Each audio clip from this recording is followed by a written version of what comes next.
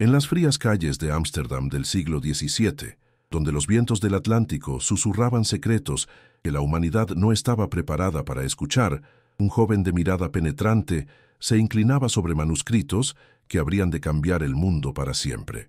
Baruch Spinoza, hijo de comerciantes judíos expulsados de la península ibérica, llevaba en sus manos algo más peligroso que cualquier arma: la verdad desnuda sobre lo que la Iglesia había decidido sepultar en las profundidades del olvido. ¿Pero acaso la verdad puede ser enterrada para siempre? ¿No será que cada generación debe enfrentarse nuevamente a aquello que sus predecesores prefirieron ignorar? La historia que vamos a desentrañar no es simplemente la de un filósofo rebelde enfrentándose a las autoridades religiosas de su tiempo. Es la historia de una advertencia final pronunciada por un hombre llamado Jesús de Nazaret, que fue tan radical, tan devastadora para el orden establecido, que las primeras comunidades cristianas y posteriormente la Iglesia institucional decidieron que era mejor borrarla de la memoria colectiva. ¿Qué podría haber dicho este carpintero galileo que resultara tan amenazante para quienes construirían imperios sobre su nombre? ¿Por qué sus palabras más revolucionarias fueron las primeras en ser silenciadas? Spinoza, con esa lucidez implacable que caracteriza a los grandes espíritus, no se conformó con las versiones oficiales. Su método era simple pero devastador: aplicar la razón pura a textos que habían sido declarados intocables, someter a escrutinio racional aquello que se presentaba como revelación divina incuestionable. Y lo que encontró fue una conspiración de siglos, una manipulación sistemática de las palabras más importantes, jamás pronunciadas por un ser humano. ¿No es acaso curioso que las instituciones religiosas teman más a la investigación histórica que a las blasfemias más evidentes?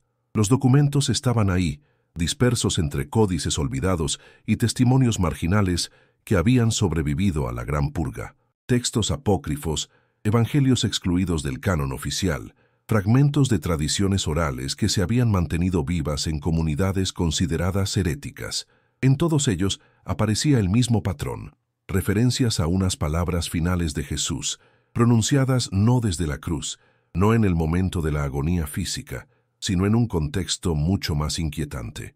Las había pronunciado ante sus discípulos más cercanos, en los días posteriores a lo que los evangelios oficiales describían como su resurrección, pero que Spinoza interpretaba de manera radicalmente diferente. ¿Qué había visto realmente este Jesús histórico que lo llevó a pronunciar una advertencia tan terrible que ni siquiera sus seguidores más devotos se atrevieron a preservarla intacta? La respuesta, según los textos que Spinoza había logrado reunir, era aterradora en su simplicidad. Jesús había comprendido que su mensaje sería traicionado, que sus palabras serían tergiversadas hasta convertirse en lo opuesto de lo que él había enseñado, que su nombre sería utilizado para justificar precisamente aquello contra lo que había luchado durante toda su vida. La advertencia final no era una profecía mística sobre el fin de los tiempos, no era una promesa de salvación para los elegidos, era algo mucho más concreto y devastador, una denuncia anticipada de cómo las futuras generaciones distorsionarían su mensaje, cómo construirían templos suntuosos mientras los pobres seguían muriendo de hambre, cómo crearían jerarquías sacerdotales mientras él había predicado la igualdad radical de todos los seres humanos. ¿No resulta profético que un hombre del siglo I pudiera anticipar con tal precisión la traición de quienes se proclamarían sus sucesores? Spinoza reconstruía el contexto histórico con la precisión de un detective y la pasión de un poeta. Palestina bajo ocupación romana, un pueblo desesperado buscando respuestas, profetas apocalípticos predicando en cada esquina, movimientos mesiánicos que surgían y eran aplastados con regularidad sanguinaria. En este ambiente surgía un carpintero de Nazaret con un mensaje que trascendía todas las expectativas. No venía a restaurar un reino terrenal, no prometía venganza contra los opresores, no ofrecía recompensas celestiales a cambio de obediencia ciega. Su mensaje era infinitamente más radical. La divinidad no residía en templos construidos por manos humanas, no se manifestaba a través de intermediarios autorizados, no requería sacrificios rituales ni plegarias codificadas. Pero ¿cómo podían las autoridades religiosas, tanto judías como posteriormente cristianas, aceptar un mensaje que las hacía innecesarias. ¿Cómo podían los sacerdotes proclamar que cada ser humano tenía acceso directo a lo divino sin mediación alguna? ¿Cómo podían los emperadores convertidos al cristianismo aceptar que el reino de Dios no tenía nada que ver con los reinos terrenales y sus estructuras de poder? La respuesta era evidente: no podían. Y por eso decidieron que era mejor modificar el mensaje, adaptarlo a sus necesidades, convertirlo en algo administrable, controlable, rentable. La advertencia final de Jesús, tal como Spinoza la reconstruía a partir de los fragmentos disponibles, era una denuncia anticipada de esta traición. Había previsto que sus palabras sobre la libertad interior serían transformadas en dogmas externos, que su prédica sobre el amor universal se convertiría en justificación para guerras santas, que su ejemplo de pobreza voluntaria serían olvidado por iglesias que acumularían riquezas incalculables. ¿No es esto precisamente lo que había ocurrido? ¿No había demostrado la historia que el carpintero de Nazaret había sido un profeta más certero de lo que sus propios seguidores estaban dispuestos a admitir? Pero la genialidad de Spinoza no residía únicamente en su capacidad para desentrañar los mecanismos de esta manipulación histórica. Su verdadero aporte consistía en mostrar que la advertencia final de Jesús no se había perdido completamente, que seguía resonando a través de los siglos en la conciencia de quienes se atrevían a buscar la verdad más allá de las versiones oficiales. Cada generación producía sus propios herejes, sus propios buscadores que redescubrían las palabras originales bajo las capas de interpretación acumuladas. Los gnósticos de los primeros siglos, los cátaros medievales, los reformadores protestantes, los místicos de todas las tradiciones. Todos ellos habían captado ecos de esa advertencia final. Y nosotros, los habitantes de este siglo XXI, tan orgullosos de nuestro racionalismo y nuestro escepticismo, ¿no estamos acaso en la misma situación que aquellos primeros cristianos? ¿No seguimos prefiriendo las versiones cómodas y tranquilizadoras a las verdades incómodas y transformadoras? Mientras lees estas líneas, desde cualquier rincón del mundo donde te encuentres, desde esa ciudad que es tu hogar, en este momento preciso de la historia, ¿no sientes la misma tensión entre la comodidad de la fe heredada y el vértigo de la búsqueda auténtica? Te invito a que compartas en los comentarios desde qué país y ciudad nos acompañas, qué hora marca tu reloj en este instante, porque todos somos parte de esta misma búsqueda milenaria de la verdad que trasciende fronteras y usos horarios. Y si estas reflexiones resuenan en tu interior, comparte este video con ese amigo cercano que también se hace preguntas profundas, con el deseo de que las bendiciones que nacen del conocimiento auténtico lleguen a su familia y a todos aquellos que se atreven a pensar por sí mismos. Porque la verdad, cuando es genuina, no se guarda para uno mismo. Se comparte como se comparte el aire que respiramos, o la luz que nos permite ver. Los manuscritos que Spinoza estudiaba con tanta dedicación contenían fragmentos que helarían la sangre de cualquier teólogo ortodoxo. En ellos, Jesús no solo anticipaba la traición de su mensaje, sino que proporcionaba herramientas específicas para reconocer cuándo sus palabras habían sido distorsionadas. Había establecido criterios claros. Cualquier enseñanza que generara miedo en lugar de amor, cualquier doctrina que creara separación en lugar de unión, cualquier institución que acumulara poder terrenal en su nombre, debía ser reconocida como una traición a su mensaje original. ¿No es esto exactamente lo que había ocurrido a lo largo de los siglos siguientes? La Iglesia primitiva había enfrentado una decisión crucial: preservar las palabras auténticas de su fundador o adaptarlas a las necesidades políticas del momento. La historia nos muestra qué camino eligieron. Los evangelios canónicos fueron seleccionados no por su veracidad histórica, sino por su utilidad para construir una institución estable y jerárquica. Los textos más radicales, aquellos que preservaban la advertencia final en toda su crudeza profética, fueron declarados apócrifos, heréticos, peligrosos para la fe de los simples.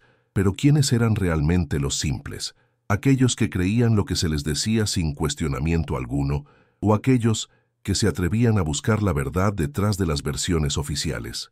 Spinoza había comprendido que la advertencia final de Jesús no era solo una denuncia histórica de futuras traiciones, sino una clave hermenéutica para interpretar toda la tradición cristiana posterior. Cada desarrollo doctrinal, cada decisión conciliar, cada elaboración teológica debía ser sometida a esta prueba fundamental. Acercaba a los seres humanos a la experiencia directa de lo divino o creaba más mediaciones y obstáculos, fomentaba la libertad interior o generaba nuevas formas de dependencia, promovía la igualdad radical predicada por el carpintero de Nazaret o justificaba nuevas jerarquías y exclusiones. Los resultados de esta aplicación sistemática eran devastadores para la ortodoxia cristiana tradicional. La doctrina de la Trinidad, elaborada en los concilios del siglo IV, aparecía como una sofisticación filosófica que alejaba a los creyentes del Dios simple y accesible que Jesús había enseñado. La institución papal, con su pretensión de autoridad absoluta en materia de fe y moral, contradecía directamente la enseñanza gesánica sobre la accesibilidad directa de cada persona a lo divino. Los sacramentos, convertidos en canales exclusivos de gracia administrados por una casta sacerdotal, negaban la universalidad de la experiencia espiritual auténtica. Pero ¿cómo había logrado la institución eclesiástica mantener durante siglos una versión tan distorsionada del mensaje original? Spinoza identificaba tres mecanismos fundamentales: el monopolio de la interpretación, la sacralización del miedo y la promesa de recompensas póstumas. Al declararse única intérprete autorizada de las Escrituras, la Iglesia había eliminado la posibilidad de que los creyentes descubrieran por sí mismos las contradicciones entre el mensaje original y las elaboraciones posteriores.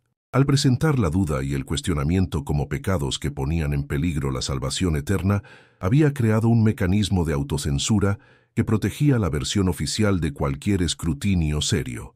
Al prometer recompensas celestiales que solo podían ser verificadas después de la muerte, había establecido un sistema de creencias inmune a cualquier refutación empírica. ¿No reconocemos estos mismos mecanismos en otras esferas de nuestra vida contemporánea? ¿No utilizan los sistemas políticos, económicos y sociales las mismas estrategias para proteger sus versiones oficiales de la realidad? El monopolio de la información, la sacralización de la obediencia, la promesa de beneficios futuros a cambio de sacrificios presentes. Son patrones que se repiten a lo largo de la historia humana cada vez que una élite necesita mantener su posición de privilegio frente a las masas. Jesús, según Spinoza, había sido el primero en desenmascarar estos mecanismos con una claridad que resultó insoportable para quienes los utilizaban. La advertencia final no era, por tanto, solo una profecía sobre el destino particular del mensaje cristiano. Era una advertencia universal sobre cómo la verdad es sistemáticamente distorsionada por quienes tienen interés en mantener el status quo. Era una invitación a desarrollar herramientas críticas que permitieran a cada generación distinguir entre la sabiduría auténtica y las manipulaciones interesadas. Era, en última instancia, un llamado a la madurez intelectual y espiritual de la humanidad. Spinoza encontraba en esta advertencia final el núcleo de lo que él llamaría posteriormente su ética, un sistema filosófico basado en la premisa de que la verdadera liberación humana solo puede provenir del conocimiento auténtico, del coraje para enfrentar la realidad sin mediaciones consoladoras, de la disposición a asumir la responsabilidad de nuestro propio destino espiritual. ¿No era esto exactamente lo que Jesús había enseñado en su forma más pura, antes de que sus palabras fueran envueltas en los ropajes de la teología especulativa y la política eclesiástica? El joven filósofo de Ámsterdam se daba cuenta de que al exponer la advertencia final de Jesús, estaba asumiendo el mismo riesgo que había corrido el carpintero de Nazaret, el de ser rechazado, perseguido y finalmente silenciado por quienes se beneficiaban del mantenimiento de las ilusiones colectivas, pero también comprendía que la verdad tiene una fuerza propia, una capacidad de supervivencia que trasciende las persecuciones temporales. Las palabras auténticas de Jesús habían sobrevivido 20 siglos de manipulación y distorsión. Las ideas que él, Spinoza, estaba desarrollando también encontrarían su camino hacia las mentes preparadas para recibirlas. La primera parte de nuestra exploración nos ha llevado hasta el umbral de una comprensión nueva. Hemos visto cómo Spinoza, armado únicamente con la razón y la honestidad intelectual, logró penetrar en uno de los secretos mejor guardados de la historia occidental: la existencia de una advertencia final de Jesús que fue demasiado radical, demasiado peligrosa, demasiado verdadera para ser preservada en su forma original. Hemos comenzado a comprender que esta advertencia no era solo una denuncia histórica, sino una clave interpretativa que nos permite discernir entre la sabiduría auténtica y las manipulaciones interesadas en cualquier época y contexto. Pero estamos preparados para las consecuencias de este descubrimiento. Tenemos el coraje necesario para enfrentar las implicaciones completas de lo que significa que el mensaje más importante de la historia humana haya sido sistemáticamente traicionado por quienes se proclamaban sus custodios. ¿Podemos soportar la idea de que nuestras certezas más sagradas podrían ser en realidad las distorsiones más sofisticadas? El camino que se abre ante nosotros no promete comodidad ni tranquilidad. Es el camino del conocimiento auténtico, que siempre comienza con la disposición a cuestionar lo que creíamos conocer. Es el camino de la libertad interior, que requiere el coraje de pensar por nosotros mismos. Es el camino de la responsabilidad personal, que no acepta intermediarios ni garantías externas. Jesús lo había advertido: quienes eligieran este camino serían incomprendidos, rechazados, perseguidos. Pero también había prometido algo que ninguna institución humana puede ofrecer: la experiencia directa de esa dimensión de la realidad que trasciende todas las limitaciones temporales y todas las construcciones culturales. Spinoza había descubierto que la advertencia final no era solo una denuncia del pasado, sino una invitación al futuro. Un futuro en el que la humanidad habría madurado lo suficiente como para prescindir de las muletas institucionales y caminar por sí misma hacia la verdad. Un futuro en el que cada persona sería su propio sacerdote, su propio teólogo, su propio intérprete de la realidad sagrada. Un futuro en el que las palabras originales de Jesús podrían finalmente ser comprendidas y vividas en toda su radicalidad transformadora. Mientras las luces del atardecer se filtraban por las ventanas de su estudio en Ámsterdam, Spinoza continuaba su trabajo con la paciencia del artesano y la pasión del visionario. Sabía que estaba poniendo los cimientos de una revolución intelectual que tardaría siglos en desplegarse completamente. Sabía que sus contemporáneos no estarían preparados para las verdades que él estaba descubriendo. Pero también sabía que la verdad, una vez liberada, encuentra siempre su camino hacia las conciencias preparadas para recibirla, atravesando todas las barreras que los poderes establecidos puedan levantar contra ella. La advertencia final de Jesús había esperado 17 siglos para encontrar en Baruch Spinoza el intérprete capaz de comprenderla y transmitirla. ¿Cuánto tiempo más tendría que esperar para encontrar una humanidad capaz de asumirla en toda su radicalidad transformadora? ¿Cuántas generaciones más tendrían que pasar antes de que el mensaje original pudiera finalmente cumplir su propósito liberador? La historia continuaba escribiéndose, y cada lector de estas líneas formaba parte de esa misma historia milenaria. La decisión entre la comodidad de las certezas heredadas y el riesgo de la búsqueda auténtica seguía siendo la misma que había enfrentado cada generación desde los tiempos del carpintero de Nazaret, y la advertencia final seguía resonando con la misma urgencia profética. Cuidaos de quienes os ofrecen la verdad ya masticada, desconfiad de quienes pretenden intermediar entre vosotros y lo divino. Recordad que la libertad más auténtica es siempre la libertad de pensar por vosotros mismos. Pero la exposición de Spinoza sobre la advertencia final de Jesús no se limitaba a un ejercicio de arqueología textual o de crítica histórica. Lo que el filósofo holandés había descubierto era mucho más inquietante y revolucionario. Había encontrado en esas palabras perdidas la clave para comprender el conflicto fundamental que atraviesa toda la experiencia humana, la tensión irreducible entre la búsqueda auténtica de la verdad y la necesidad psicológica de seguridad y certeza. ¿Por qué los seres humanos prefieren sistemáticamente las mentiras consoladoras a las verdades inquietantes? ¿Qué hay en la condición humana que nos hace más dispuestos a creer lo que deseamos que sea cierto que aquello que la evidencia nos muestra? Jesús, según la reconstrucción spinoziana, había comprendido que este conflicto no era accidental ni superable mediante reformas institucionales o mejoras doctrinales. Era estructural, inherente a la propia naturaleza de la conciencia humana cuando se enfrenta a la inmensidad de lo desconocido. La advertencia final no denunciaba simplemente las futuras traiciones de su mensaje. Denunciaba la tendencia universal de los seres humanos a transformar las intuiciones liberadoras en sistemas opresivos, a convertir las experiencias místicas en dogmas rígidos, a institucionalizar lo que por naturaleza debe permanecer libre y espontáneo. Pero ¿cómo había llegado el carpintero de Nazaret a una comprensión tan profunda de la psicología humana? Spinoza encontraba la respuesta en los fragmentos más antiguos, aquellos que describían los años perdidos de la juventud de Jesús, los años que los evangelios canónicos pasan en silencio. Había evidencia textual de viajes, de encuentros con maestros de diversas tradiciones, de un proceso de formación intelectual y espiritual que había llevado al joven Galileo mucho más allá de los límites del judaísmo de su época. Había estado en Egipto, donde había aprendido de los descendientes de los antiguos sacerdotes. Había viajado a la India, donde había dialogado con maestros budistas. Había conversado con filósofos griegos en las ciudades helenísticas del Mediterráneo oriental.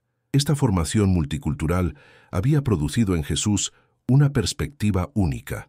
La capacidad de ver los patrones comunes que se repetían en todas las tradiciones religiosas y filosóficas, la habilidad de discernir entre lo esencial y lo accidental en cada sistema de creencias, la sabiduría necesaria para anticipar cómo incluso las enseñanzas más puras serían eventualmente distorsionadas por las necesidades institucionales y las debilidades humanas. ¿No es esto exactamente lo que necesitamos en nuestra época de pluralismo cultural y crisis de las certezas tradicionales?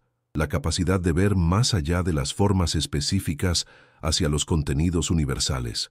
Spinoza reconstruía los diálogos que Jesús había mantenido con sus discípulos más cercanos en aquellos días posteriores a su experiencia de muerte y renacimiento. No se trataba de conversaciones sobre recompensas celestiales o castigos infernales. No eran discusiones sobre estructuras eclesiásticas o jerarquías sagradas. Eran intercambios filosóficos de una profundidad que los evangelios canónicos apenas habían logrado insinuar.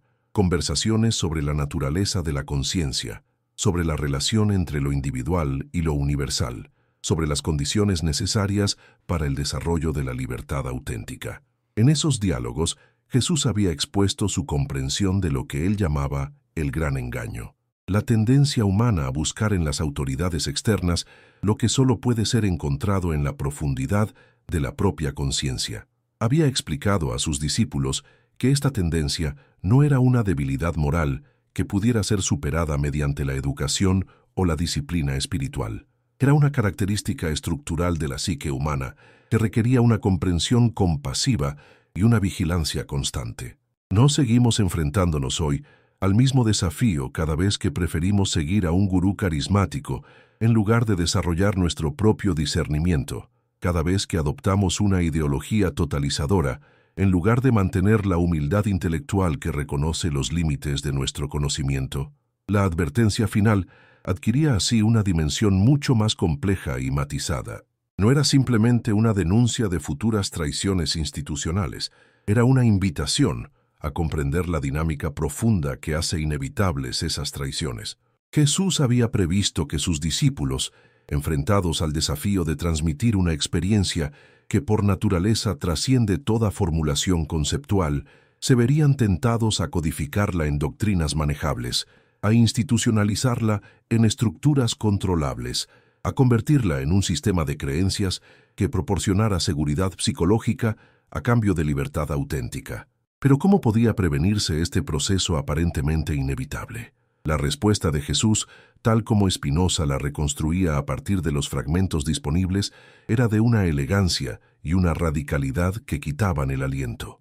No podía prevenirse, pero podía ser comprendido. La comprensión no eliminaría la tendencia humana a institucionalizar lo sagrado, pero proporcionaría a cada generación las herramientas necesarias para reconocer cuándo este proceso había llegado demasiado lejos, cuándo las instituciones habían comenzado a servir más a sus propias necesidades de supervivencia que al propósito original que justificaba su existencia.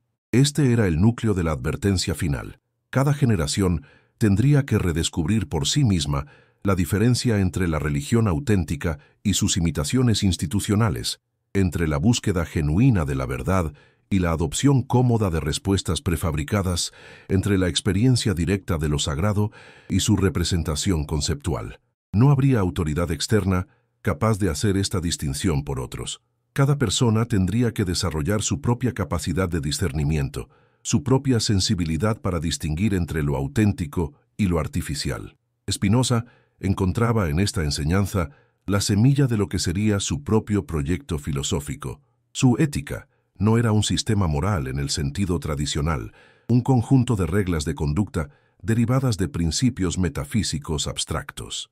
Era más bien una metodología para el desarrollo del discernimiento personal, una guía para aprender a distinguir entre aquello que aumenta nuestra capacidad de pensar y actuar libremente y aquello que la disminuye. ¿No es esto exactamente lo que necesitamos en una época como la nuestra, caracterizada por la proliferación de información contradictoria y la crisis de las autoridades tradicionales? Pero el conflicto entre fe y razón, tal como Spinoza lo había experimentado en carne propia, no era simplemente una disputa académica entre diferentes métodos de acceso al conocimiento.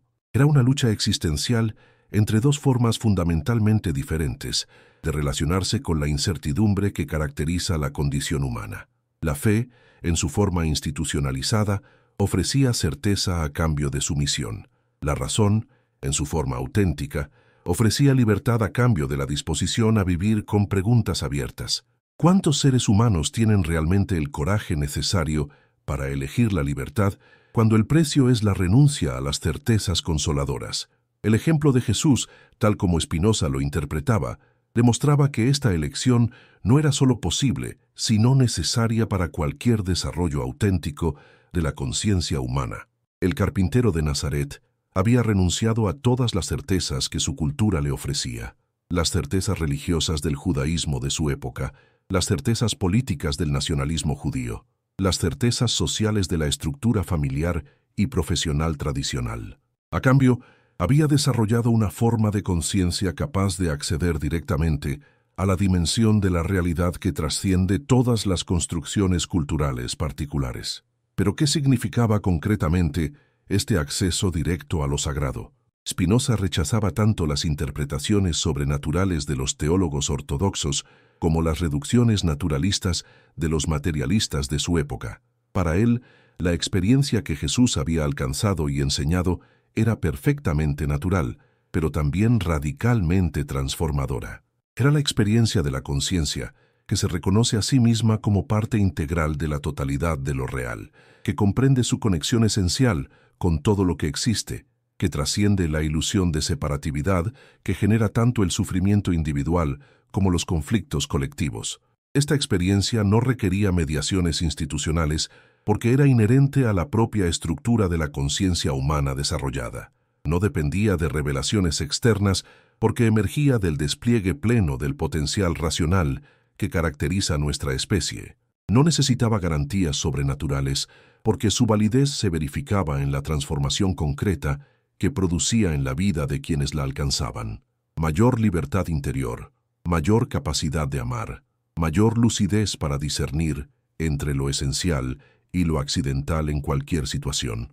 ¿Por qué entonces las instituciones religiosas habían desarrollado tal resistencia a esta comprensión? ¿Por qué la Iglesia había preferido las complicadas elaboraciones doctrinales de los teólogos posteriores a la simplicidad radical del mensaje original? Spinoza identificaba la respuesta en lo que él llamaba la economía política de la salvación. Las instituciones religiosas habían descubierto que era mucho más rentable, tanto en términos de poder como de recursos materiales, presentarse como intermediarias indispensables entre los seres humanos y lo divino que enseñara a cada persona a desarrollar su propia capacidad de acceso directo. Esta economía política no operaba necesariamente a través de conspiraciones conscientes o maquinaciones deliberadas. Era el resultado natural de la dinámica institucional. Las organizaciones tienden a desarrollar intereses propios que pueden entrar en conflicto con el propósito original que justificó su creación. Una iglesia que enseñara efectivamente a sus miembros a prescindir de mediaciones externas, sería una iglesia que trabajaría por su propia obsolescencia. ¿Qué institución humana ha demostrado jamás tal grado de altruismo desinteresado? La advertencia final de Jesús había anticipado precisamente este problema. Por eso había insistido en que sus seguidores no construyeran estructuras permanentes en su nombre, no establecieran jerarquías sagradas, no codificaran sus enseñanzas en doctrinas inmutables. Había comprendido que cualquier institucionalización de su mensaje llevaría inevitablemente a su traición, porque la experiencia que él había alcanzado y transmitido era por naturaleza libre, espontánea, imposible de capturar en fórmulas fijas. Pero ¿cómo podían sus discípulos transmitir una enseñanza que por definición no podía ser transmitida? ¿Cómo podían comunicar una experiencia que cada persona tenía que descubrir por sí misma? Este era el paradoja central que Jesús había planteado en su advertencia final y que sus seguidores posteriores habían resuelto traicionando el núcleo del mensaje para salvar sus formas externas. Habían preservado las palabras al precio de perder su significado. Habían mantenido las instituciones al costo de sacrificar su propósito original.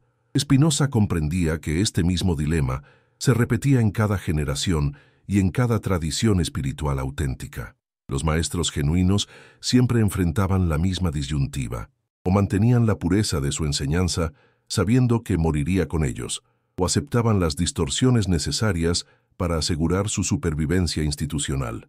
Jesús había elegido un tercer camino. Había proporcionado a los buscadores auténticos las herramientas necesarias para reconocer las distorsiones posteriores y recuperar el mensaje original más allá de sus ropajes institucionales. Estas herramientas no eran técnicas esotéricas accesibles solo a iniciados especiales. Eran capacidades naturales de la conciencia humana desarrollada.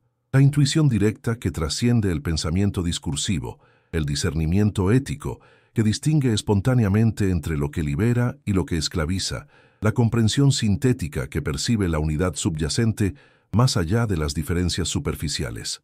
Cualquier persona dispuesta a desarrollar estas capacidades podía acceder por sí misma a la experiencia que Jesús había enseñado, independientemente de su afiliación religiosa o su formación cultural específica. ¿No era esto exactamente lo que Spinoza mismo había hecho? ¿No había aplicado estas mismas herramientas para penetrar más allá de las versiones oficiales del cristianismo y el judaísmo hacia las verdades universales que ambas tradiciones preservaban bajo formas distorsionadas? Su método no era diferente del que Jesús había enseñado: aplicar la razón con honestidad implacable, mantener la apertura del corazón frente a lo desconocido, desarrollar el coraje necesario para enfrentar las consecuencias existenciales de las verdades descubiertas. El conflicto entre fe y razón se revelaba así como un falso problema. La fe auténtica no era la aceptación ciega de doctrinas incomprensibles, sino la confianza básica en la capacidad de la conciencia humana para acceder a la verdad cuando se liberaba de las limitaciones culturales y los condicionamientos psicológicos. La razón auténtica no era el ejercicio árido de la lógica formal, sino la aplicación de todas las capacidades cognitivas e intuitivas del ser humano para comprender la naturaleza de la realidad en la que estaba inmerso. Jesús y Spinoza representaban momentos diferentes de la misma búsqueda milenaria, la búsqueda de una forma de conciencia capaz de trascender las limitaciones de las perspectivas particulares sin perder el contacto con la experiencia concreta, capaz de acceder a verdades universales sin traicionar la singularidad irreductible de cada situación individual. Esta búsqueda no tenía un punto final definitivo, porque la realidad misma estaba en constante transformación, pero tenía una dirección clara, hacia mayor libertad, mayor comprensión, mayor capacidad de amor y compasión.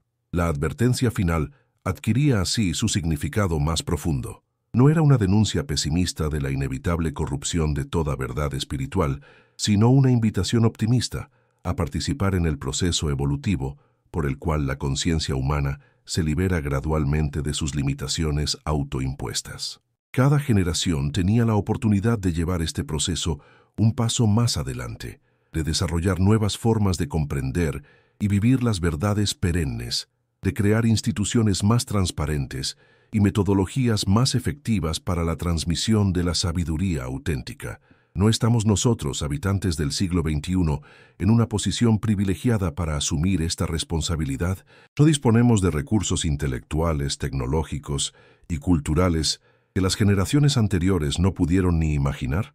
La advertencia de Jesús, filtrada a través de la comprensión lúcida de Spinoza, llegaba hasta nosotros como una invitación a utilizar estos recursos para dar el siguiente paso en la evolución de la conciencia humana, para crear formas de espiritualidad que fueran simultáneamente más racionales y más místicas, más universales y más personales, más libres y más responsables que cualquiera de las que la historia había conocido hasta entonces. El joven filósofo de Ámsterdam continuaba trabajando mientras las sombras se alargaban en su estudio. Sabía que cada página que escribía lo alejaba más de la posibilidad de reconciliación con las comunidades tradicionales de su época, pero también sabía que cada idea que desarrollaba lo acercaba más a esa comunidad invisible de buscadores que, a través de los siglos, habían compartido la misma pasión por la verdad auténtica. La advertencia final de Jesús no había caído en el vacío. Había encontrado en cada generación las mentes y los corazones preparados para recibirla, comprenderla y transmitirla bajo formas renovadas. La historia de esta transmisión era también la historia de la humanidad en su aspecto más noble y esperanzador. Era la historia de todos aquellos que habían elegido la búsqueda de la verdad por encima de la comodidad de las certezas heredadas, la libertad auténtica por encima de la seguridad institucional, la responsabilidad personal por encima de la obediencia ciega a las autoridades externas. Jesús había sido uno de ellos, Spinoza otro, y cada lector de estas líneas tenía la oportunidad de continuar esa misma tradición heroica. Pero ¿qué significaba concretamente asumir esta oportunidad en las circunstancias específicas de nuestro tiempo? ¿Cómo podíamos aplicar la advertencia final de Jesús y las herramientas hermenéuticas desarrolladas por Spinoza a los desafíos particulares de nuestra época? La respuesta no podía ser formulada abstractamente porque dependía de la situación única de cada persona, pero ciertos principios generales podían ser identificados y articulados. El primer principio era el desarrollo de la autonomía intelectual, la capacidad de pensar por uno mismo sin depender excesivamente de las opiniones de autoridades externas, sean estas religiosas, políticas, académicas o mediáticas. Esto no significaba el rechazo arrogante de toda influencia externa, sino el desarrollo del discernimiento necesario para distinguir entre las influencias que estimulan nuestro propio pensamiento y aquellas que lo sustituyen o lo inhiben. El segundo principio era la integración de razón e intuición, la comprensión de que estas dos capacidades no son opuestas sino complementarias, y que su desarrollo armónico es necesario para cualquier acceso auténtico a la verdad. La razón sin intuición se vuelve árida y pierde el contacto con las dimensiones más profundas de la experiencia. La intuición sin razón se vuelve caprichosa y pierde la capacidad de discriminar entre insights auténticos y proyecciones psicológicas. El tercer principio era la práctica de la humildad intelectual, el reconocimiento de que nuestro conocimiento es siempre limitado y provisional, y que la disposición a revisar nuestras convicciones más arraigadas cuando la evidencia lo requiere es una marca de madurez más que de debilidad. Esta humildad no lleva al relativismo, porque reconoce que algunas perspectivas son más adecuadas que otras para comprender aspectos específicos de la realidad, pero previene el dogmatismo porque mantiene siempre abierta la posibilidad de perspectivas aún más adecuadas. El cuarto principio era el cultivo de la compasión universal, la comprensión de que todos los seres humanos enfrentan los mismos desafíos existenciales fundamentales y que nuestras diferencias culturales, religiosas e ideológicas son variaciones superficiales sobre temas universales profundos. Esta comprensión no elimina la necesidad de tomar posiciones éticas claras, pero las fundamenta en el reconocimiento de nuestra humanidad compartida más que en la demonización de quienes piensan diferente. Estos principios no constituían un nuevo dogma, sino una metodología, una forma de abordar cualquier cuestión que preservara simultáneamente el rigor intelectual y la apertura espiritual que habían caracterizado tanto a Jesús como a Spinoza.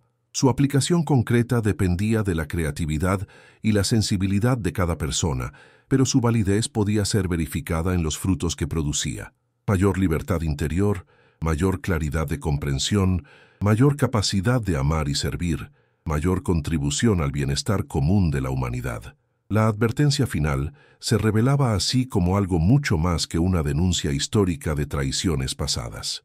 Era una invitación perpetua a participar en el proceso evolutivo por el cual la conciencia humana se libera de sus limitaciones autoimpuestas y desarrolla formas más adecuadas de comprender y habitar la realidad.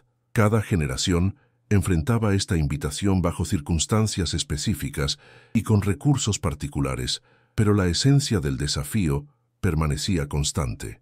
Elegir entre la comodidad de las respuestas prefabricadas y la aventura de la búsqueda auténtica. ¿Cuál sería nuestra respuesta a esta invitación milenaria? ¿Tendríamos el coraje de seguir las huellas de Jesús y Spinoza hacia territorios inexplorados del conocimiento y la experiencia? ¿O preferiríamos la seguridad de las versiones oficiales, aunque esa seguridad fuera comprada al precio de nuestra propia libertad y autenticidad? La respuesta no podía ser dada de una vez por todas. Tenía que ser renovada en cada momento, en cada decisión, en cada encuentro con lo desconocido. La noche había caído sobre Ámsterdam, pero en el estudio de Spinoza, las velas continuaban ardiendo. El filósofo sabía que estaba escribiendo para lectores que aún no habían nacido, para una humanidad futura que habría desarrollado la madurez necesaria para comprender y aplicar las verdades que él estaba descubriendo. Su trabajo era un acto de fe en el potencial evolutivo de la conciencia humana, una apuesta por la capacidad de nuestra especie para trascender las limitaciones que parecían definirla definitivamente. Esta fe no era diferente de la que había animado a Jesús cuando pronunció su advertencia final ante el pequeño círculo de discípulos que podían comprenderla. Ambos habían intuido que la verdad auténtica tiene una fuerza propia que le permite sobrevivir a todas las distorsiones temporales y encontrar su camino hacia las mentes preparadas para recibirla. Ambos habían confiado en que cada generación produciría sus propios buscadores, sus propios herejes lúcidos, sus propios reconstructores de verdades enterradas. ¿No éramos nosotros, en cierto sentido, los herederos directos de esa confianza? ¿No habían apostado Jesús y Spinoza por la posibilidad de que surgieran personas como nosotros, dispuestas a tomar en serio las preguntas más profundas, capaces de distinguir entre la sabiduría auténtica y sus imitaciones institucionales, valientes enough para pagar el precio que toda búsqueda genuina de la verdad inevitablemente exige? Pero el descubrimiento de Spinoza sobre la advertencia final de Jesús no culminaba en una simple denuncia de las traiciones históricas ni en una metodología abstracta para el desarrollo personal. Su implicación más radical y transformadora apuntaba hacia algo que iba mucho más allá de la crítica religiosa o la filosofía académica. Apuntaba hacia la posibilidad de una regeneración completa de la conciencia humana, hacia el advenimiento de una forma de humanidad capaz de habitar la realidad sin las mediaciones distorsionadoras que habían caracterizado toda la historia conocida hasta entonces. ¿Estaba la especie humana realmente preparada para dar este salto evolutivo? ¿O seguirían necesitándose siglos adicionales de preparación y maduración colectiva? Los fragmentos más esotéricos que Spinoza había logrado reunir contenían pasajes que helaban la sangre por su radicalidad profética. En ellos, Jesús no se limitaba a advertir sobre las futuras distorsiones de su mensaje. Describía con precisión apocalíptica el momento histórico en el que estas distorsiones alcanzarían tal grado de sofisticación que se volverían casi indistinguibles de la verdad auténtica.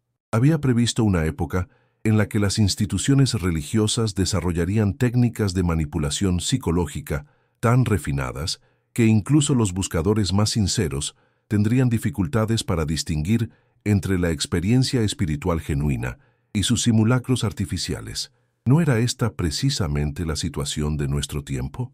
¿No vivíamos en una época caracterizada por la proliferación de gurús carismáticos, movimientos pseudoespirituales y técnicas de desarrollo personal que prometían resultados inmediatos sin exigir la transformación profunda que toda evolución auténtica de la conciencia requiere? No habían desarrollado tanto las religiones tradicionales como sus variantes New Age formas de manipular las necesidades espirituales legítimas de las personas para servir a intereses que nada tenían que ver con la liberación auténtica. Jesús había previsto también que este período de máxima confusión sería simultáneamente el período de máxima oportunidad.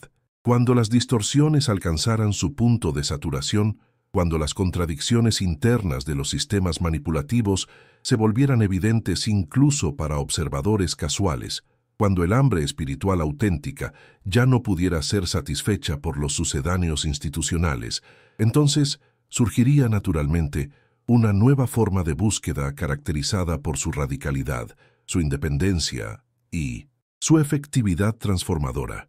Esta nueva forma de búsqueda no sería una religión más agregada al catálogo ya existente de opciones espirituales. Sería algo cualitativamente diferente, una metodología para el desarrollo directo de las capacidades perceptivas y cognitivas que permiten el acceso inmediato a las dimensiones más profundas de la realidad. No requeriría creencias específicas porque se basaría en la verificación experimental directa. No dependería de autoridades externas porque desarrollaría la autoridad interior que surge del conocimiento de primera mano. No necesitaría instituciones permanentes porque cada practicante se convertiría en su propio laboratorio de investigación espiritual. Spinoza había comprendido que él mismo era un precursor de esta nueva forma de búsqueda. Su método de aplicar la razón rigurosa a las cuestiones tradicionalmente reservadas a la fe ciega era solo el primer paso hacia el desarrollo de capacidades cognitivas más amplias y precisas. Su ética no era solo un tratado filosófico, sino un manual de entrenamiento para la transformación de la conciencia, una guía detallada para el proceso por el cual la mente humana puede liberarse de sus limitaciones condicionadas y acceder a formas de comprensión que trascienden las categorías habituales del pensamiento ordinario. Pero ¿cuáles eran concretamente estas capacidades expandidas que Jesús había desarrollado y que Spinoza había comenzado a redescubrir? Los fragmentos más técnicos hablaban de una forma de percepción que trascendía la distinción ordinaria entre sujeto y objeto, que permitía la comprensión directa de los patrones causales que operan tanto en el mundo natural como en el dominio humano.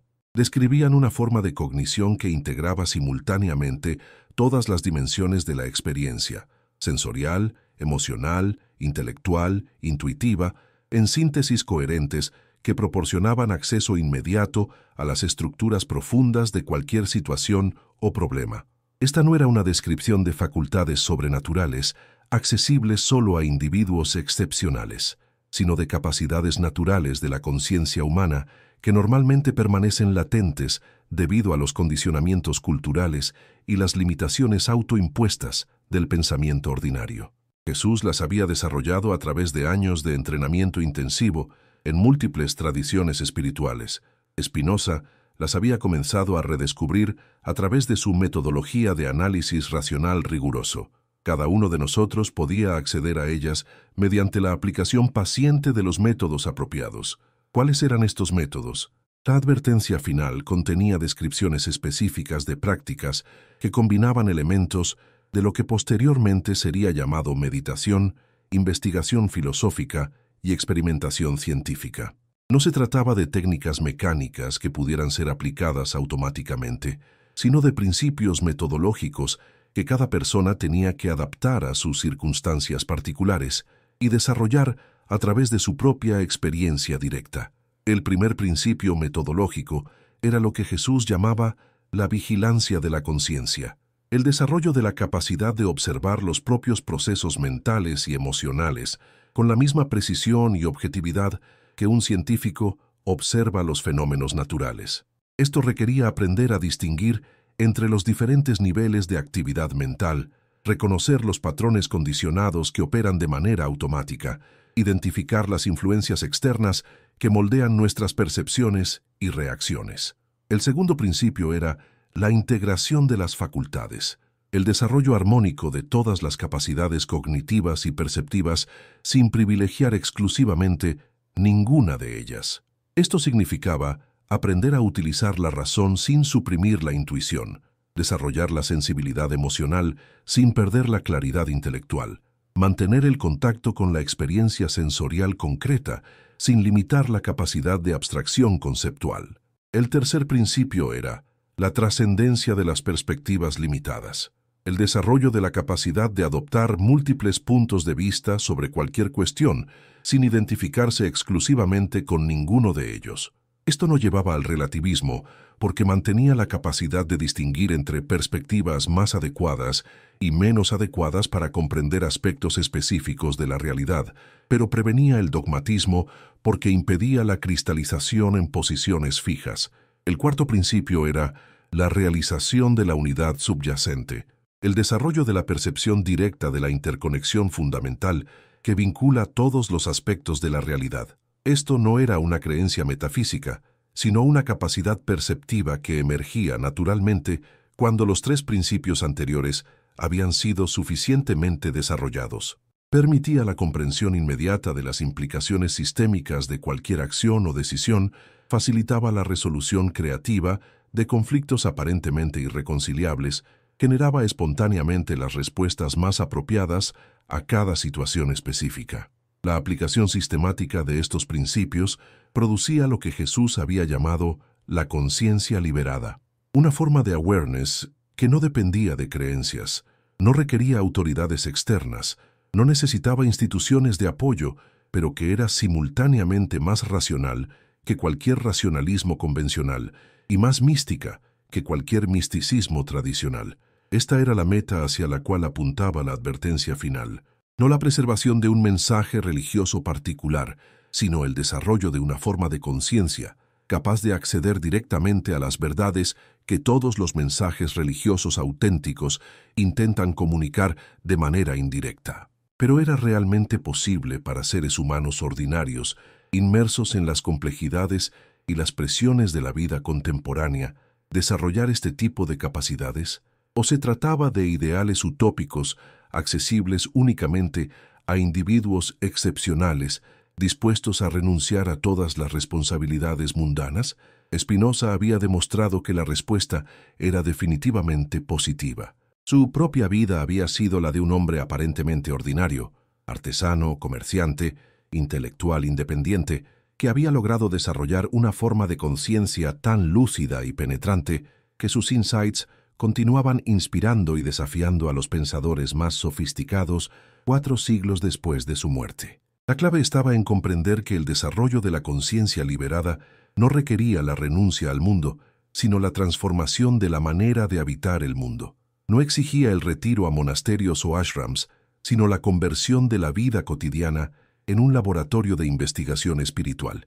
No demandaba años de preparación teórica, sino la aplicación inmediata de los principios metodológicos a cualquier situación o problema que se presentara. Cada conversación podía convertirse en una oportunidad para practicar la vigilancia de la conciencia y la integración de las facultades. Cada decisión podía ser utilizada para desarrollar la capacidad de trascender perspectivas limitadas y realizar la unidad subyacente. Cada desafío podía transformarse en una ocasión para profundizar la comprensión de los patrones causales que operan en la experiencia humana. La vida misma se convertía en el maestro más efectivo y en la escuela más completa. Esta transformación de la perspectiva sobre la práctica espiritual tenía implicaciones revolucionarias para la comprensión de lo que significa la evolución de la conciencia humana. No se trataba de un proceso que requiriera eras geológicas o transformaciones biológicas dramáticas. Era algo que podía comenzar inmediatamente y producir resultados verificables en periodos relativamente cortos.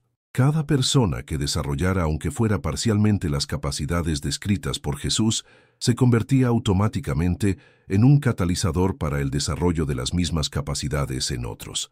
¿No era esto exactamente lo que había ocurrido con la influencia de Spinoza?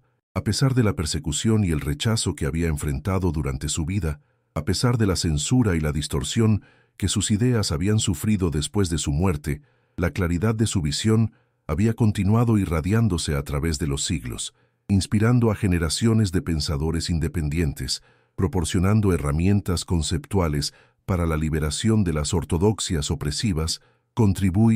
yendo al proceso gradual por el cual la humanidad se libera de sus limitaciones autoimpuestas. La advertencia final de Jesús contenía también una dimensión profética específica que Spinoza había logrado descifrar solo después de años de estudio intensivo.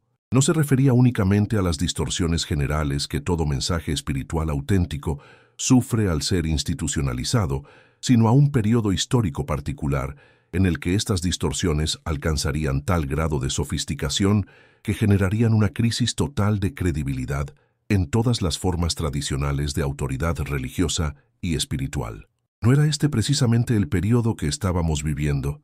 ¿No habían perdido las instituciones religiosas tradicionales la capacidad de proporcionar respuestas convincentes a las preguntas fundamentales que cada generación se plantea inevitablemente? Jesús había previsto que esta crisis no sería simplemente destructiva, sino profundamente creativa. El colapso de las autoridades externas obligaría a cada persona a desarrollar su propia capacidad de discernimiento espiritual, su propia metodología para distinguir entre la sabiduría auténtica y sus imitaciones, su propia forma de acceder a las dimensiones más profundas de la experiencia. Lejos de llevar al caos o al nihilismo, esta situación crearía las condiciones óptimas para el florecimiento de la conciencia liberada que él había enseñado y ejemplificado. Pero ¿cómo podía la humanidad en su conjunto estar preparada para asumir esta responsabilidad? ¿Cómo podían individuos que habían sido condicionados durante milenios a depender de autoridades externas desarrollar súbitamente la madurez necesaria para ser sus propios guías espirituales? La respuesta, según los fragmentos más esotéricos, residía en comprender que esta madurez no tenía que ser desarrollada desde cero. Era una capacidad inherente a la conciencia humana que había sido sistemáticamente suprimida por las instituciones interesadas en mantener su posición de poder, pero que permanecía latente y podía ser reactivada mediante los métodos apropiados. Spinoza había verificado experimentalmente esta hipótesis en su propia experiencia.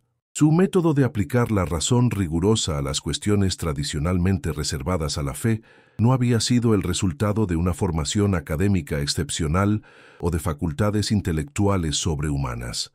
Había emergido naturalmente de su disposición a cuestionar las respuestas prefabricadas y buscar por sí mismo las soluciones a los problemas existenciales que lo confrontaban. Cualquier persona con la misma disposición podía desarrollar la misma capacidad y llegar a insights comparables. La diferencia entre Spinoza y sus contemporáneos no residía en una superioridad intelectual innata, sino en su coraje para mantener abiertas las preguntas que otros preferían considerar definitivamente resueltas por las autoridades tradicionales. Este coraje no era una cualidad heroica excepcional, sino una respuesta natural a la percepción de que las respuestas oficiales no correspondían con la experiencia directa, de que las verdades proclamadas por las instituciones no resistían el escrutinio de la observación cuidadosa. ¿No tenemos todos nosotros múltiples oportunidades cotidianas para ejercer este mismo tipo de coraje? ¿No nos enfrentamos constantemente con situaciones en las que las explicaciones oficiales no satisfacen nuestra comprensión directa, en las que las respuestas autorizadas no resuelven nuestras preguntas auténticas, en las que las soluciones institucionales no abordan los problemas reales que experimentamos? La diferencia entre desarrollar la conciencia liberada y permanecer en la dependencia de autoridades externas reside simplemente en nuestra disposición a tomar en serio estas discrepancias y seguir sus implicaciones hasta sus conclusiones lógicas. Pero la advertencia final contenía también una dimensión que iba mucho más allá de las consideraciones individuales. Jesús había previsto que el período de crisis y transformación no afectaría solo a individuos aislados, sino a toda la estructura de la civilización humana. Las instituciones políticas, económicas y sociales que se habían desarrollado sobre la base de la dependencia de las masas respecto a autoridades externas se volverían gradualmente obsoletas a medida que más personas desarrollaran la capacidad de pensar y actuar desde su propia comprensión auténtica. Esta transformación no ocurriría a través de revoluciones violentas o cambios legislativos impuestos desde arriba, sino mediante un proceso orgánico de evolución cultural. Las instituciones basadas en la manipulación y la dependencia simplemente perderían su base de sustentación a medida que sus potenciales víctimas desarrollaran la inmunidad que surge del discernimiento maduro. Los sistemas económicos que se alimentan de la insatisfacción artificial y el consumismo compulsivo se volverían insostenibles cuando las personas aprendieran a distinguir entre necesidades auténticas y deseos manufacturados. Los regímenes políticos que dependen de la ignorancia y el miedo de los ciudadanos se desmoronarían automáticamente cuando estos ciudadanos desarrollaran la capacidad de evaluar por sí mismos la calidad de las propuestas que se les presentan. No podíamos ya observar los primeros signos de esta transformación en múltiples aspectos de la vida contemporánea. No estaba Internet facilitando el acceso directo a la información y reduciendo la dependencia respecto a los medios de comunicación controlados por élites específicas. No estaban las redes sociales, a pesar de todos sus problemas, permitiendo formas de organización social más horizontales y participativas. No estaban las crisis ecológicas y económicas globales revelando las limitaciones fundamentales de los sistemas basados en el crecimiento ilimitado y la explotación sistemática de los recursos naturales y humanos. Spinoza había comprendido que su época era solo el comienzo de este proceso de transformación masiva. Los métodos que él había desarrollado para la liberación individual de las ortodoxias religiosas eran prototipos de metodologías que podrían ser aplicadas eventualmente a todos los aspectos de la experiencia humana. Su crítica de las autoridades teológicas prefiguraba críticas similares de todas las formas de autoridad que no pueden justificar racionalmente su pretensión de obediencia. Su demostración de que la experiencia espiritual auténtica no requiere mediaciones institucionales anticipaba el descubre. Pero mientras Spinoza desarrollaba estas visiones revolucionarias en la soledad de su estudio holandés, los representantes de las instituciones que él estaba cuestionando no permanecían pasivos. La advertencia final de Jesús había previsto también esta reacción. Las autoridades tradicionales, al percibir que su legitimidad estaba siendo socavada por el desarrollo del pensamiento independiente, intensificarían sus esfuerzos para mantener el control a través de métodos cada vez más sofisticados de manipulación psicológica y represión social.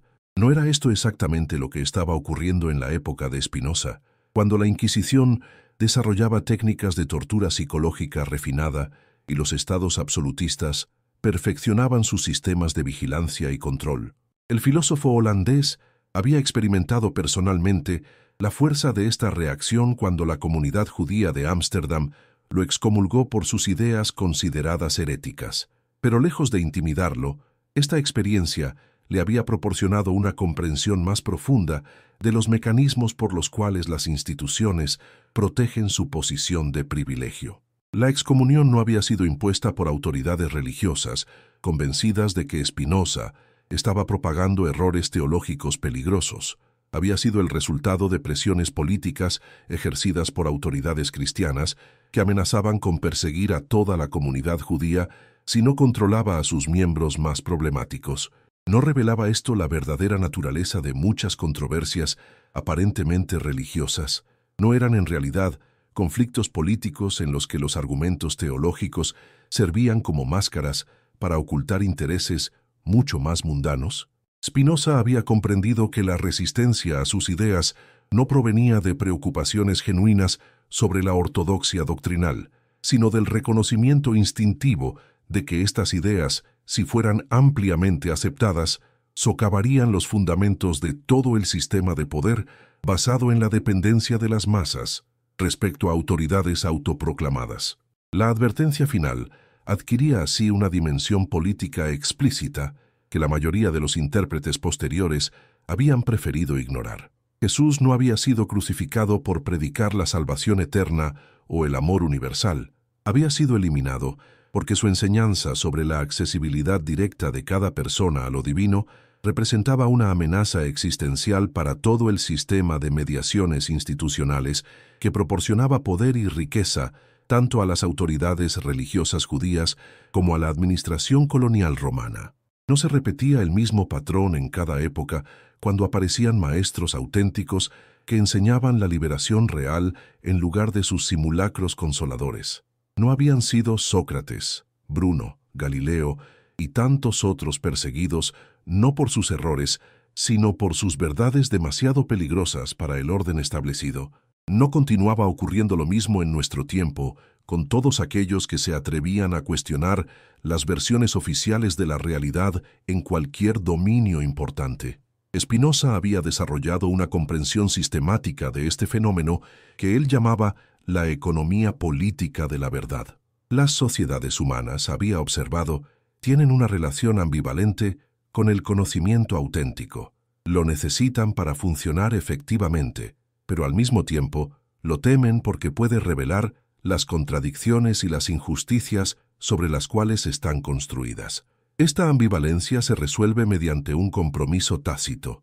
Se permite y hasta se fomenta la búsqueda de la verdad en dominios que no amenazan las estructuras de poder existentes, mientras que se reprime sistemáticamente toda investigación que pueda cuestionar los fundamentos de la organización social vigente. No podíamos verificar la vigencia de este análisis en múltiples aspectos de nuestra vida contemporánea.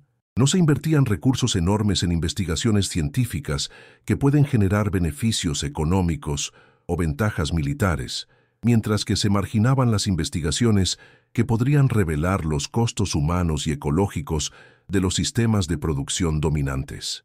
No se celebraban los logros artísticos e intelectuales que reforzaban los valores establecidos, mientras que se ignoraban o se atacaban aquellos que los cuestionaban de manera fundamental.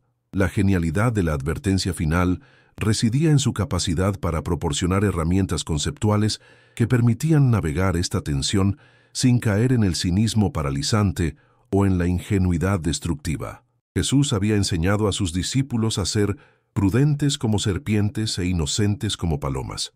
Mantener la claridad sobre la naturaleza real de las fuerzas que operan en el mundo social sin perder la pureza de intención que caracteriza toda búsqueda auténtica de la verdad. Esta no era una estrategia de supervivencia personal, sino una metodología para la transformación social efectiva. Quienes comprendían las dinámicas reales del poder podían desarrollar formas más inteligentes de desafiar las estructuras opresivas, evitando las confrontaciones frontales que solo servían para reforzar la legitimidad de estas estructuras al presentarlas como víctimas de ataques irracionales. En lugar de proclamar la verdad desde las azoteas, podían plantar semillas de comprensión que germinarían gradualmente en las conciencias preparadas para recibirlas. ¿No era esta precisamente la estrategia que Spinoza había adoptado? En lugar de predicar abiertamente contra las religiones establecidas, había desarrollado una filosofía aparentemente abstracta y técnica que, sin embargo, contenía todas las herramientas necesarias para la liberación del pensamiento dependiente. Sus contemporáneos podían leer su Ética como un tratado académico inofensivo, pero quienes tenían la preparación adecuada podían descubrir en ella una metodología completa para la transformación de la conciencia. Esta estrategia requería una paciencia y una humildad que eran ajenas al temperamento de muchos reformadores bien intencionados. Implicaba renunciar a la satisfacción psicológica de ser reconocido como un líder revolucionario a cambio de la efectividad real en la transformación de las estructuras profundas del pensamiento y la percepción. Significaba aceptar que los cambios más importantes ocurren de manera invisible y que sus frutos se manifiestan a menudo generaciones después de que quienes los sembraron han sido olvidados. Pero no era esta forma de humildad la más apropiada para quienes habían comprendido realmente las enseñanzas de Jesús. ¿No había él mismo elegido trabajar con un pequeño grupo de discípulos en lugar de buscar el poder político directo? ¿No había preferido plantar parábolas en las mentes de sus oyentes en lugar de fundar instituciones que perpetuaran su mensaje en formas cristalizadas? Su ejemplo demostraba que la verdadera revolución no consiste en cambiar las estructuras externas, sino en transformar la conciencia que crea y mantiene estas estructuras. Spinoza había comprendido que él era parte de una cadena de transmisión que se extendía desde Jesús hasta un futuro aún no realizado en el que la humanidad habría desarrollado la madurez necesaria para prescindir de todas las formas de autoridad externa. Su tarea no era completar esta transformación, sino contribuir a ella mediante el desarrollo de las herramientas conceptuales que las generaciones futuras necesitarían para dar los siguientes pasos en el proceso. Esta perspectiva generaba una forma de optimismo que era simultáneamente realista y visionaria. Realista, porque reconocía las enormes resistencias que cualquier transformación auténtica debe enfrentar, las limitaciones psicológicas y culturales que hacen que la mayoría de las personas prefiera la comodidad de las respuestas prefabricadas a la responsabilidad de pensar por sí mismas. Visionaria porque comprendía que estas limitaciones no eran absolutas, que la conciencia humana tenía un potencial de desarrollo que trascendía ampliamente las realizaciones históricas conocidas hasta entonces. ¿No necesitábamos nosotros, habitantes del siglo XXI, desarrollar exactamente esta misma combinación de realismo y visionarismo? ¿No enfrentábamos desafíos que requerían tanto la comprensión lúcida de las dinámicas reales del poder, como la confianza en capacidades humanas que aún no habían sido plenamente actualizadas? Los problemas ecológicos, económicos y sociales de nuestro tiempo no podían ser resueltos mediante reformas superficiales de los sistemas existentes. Requerían transformaciones fundamentales en la manera de pensar y percibir que habían generado estos problemas. La advertencia final proporcionaba un marco conceptual para comprender que estas transformaciones no solo eran posibles, sino inevitables. La insostenibilidad de los sistemas, basados en la explotación sistemática de los recursos naturales y humanos, generaría eventualmente las condiciones que obligarían a la humanidad a desarrollar formas más inteligentes y armoniosas de organización social. La crisis de credibilidad de todas las autoridades tradicionales crearía el espacio necesario para el florecimiento de nuevas formas de sabiduría colectiva basadas en la participación creativa de todos los miembros de la comunidad. Pero ¿cuánto tiempo requeriría este proceso de transformación? ¿Cuántas crisis tendrían que ser atravesadas antes de que la humanidad desarrollara la madurez necesaria para implementar las alternativas que ya estaban disponibles conceptualmente? Jesús había advertido que la transición sería difícil y prolongada, que muchas generaciones tendrían que enfrentar la tensión entre lo viejo que se resiste a morir y lo nuevo que lucha por nacer. Spinoza había añadido una comprensión crucial. El ritmo de la transformación dependería de la cantidad de personas dispuestas a asumir la responsabilidad de su propio desarrollo interior. Cada individuo que desarrollara la conciencia liberada se convertiría automáticamente en una fuente de inspiración y apoyo para otros que estuvieran transitando el mismo camino. Cada comunidad que aprendiera a funcionar sobre la base del discernimiento compartido, en lugar de la obediencia a autoridades externas, proporcionaría un modelo que otras comunidades podrían adaptar a sus circunstancias específicas. La transformación no dependía de la aparición de líderes carismáticos excepcionales, sino de la multiplicación de individuos ordinarios dispuestos a pensar por sí mismos y actuar desde su comprensión auténtica. No requería revoluciones dramáticas, sino la aplicación paciente de principios liberadores a las situaciones cotidianas que cada persona enfrentaba en su vida personal, profesional y social. ¿No era esta una perspectiva profundamente esperanzadora para todos aquellos que se sentían abrumados por la magnitud de los desafíos globales? ¿No demostraba que cada persona, independientemente de su posición social o sus recursos materiales, podía contribuir significativamente al proceso de transformación mundial mediante el simple acto de desarrollar su propia capacidad de discernimiento y vivir desde la comprensión que este discernimiento generaba? La advertencia final se revelaba así como algo mucho más que una profecía sobre el destino de un mensaje religioso específico. Era una descripción de las dinámicas fundamentales que operan en todo proceso de evolución de la conciencia, tanto individual como colectiva. Era una guía para navegar las tensiones inevitables entre las fuerzas que resisten el cambio y aquellas que lo promueven. Era sobre todo una invitación a participar conscientemente en el proceso evolutivo que está llevando a la humanidad hacia formas más maduras y armoniosas de existencia. Mientras las horas nocturnas avanzaban en su estudio de Ámsterdam, Spinoza continuaba escribiendo con la conciencia de que cada palabra que ponía en el papel era una semilla plantada en el terreno fértil del futuro.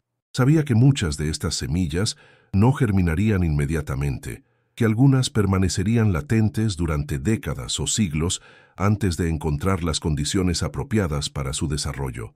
Pero también sabía que las ideas verdaderas tienen una vitalidad propia que les permite sobrevivir a todas las adversidades y encontrar eventualmente las mentes preparadas para recibirlas y desarrollarlas. La advertencia final de Jesús había seguido exactamente este patrón de supervivencia y renovación, a pesar de todos los esfuerzos por suprimirla, distorsionarla o neutralizarla. Había continuado reapareciendo en cada generación bajo formas nuevas adaptadas a las circunstancias específicas de cada época.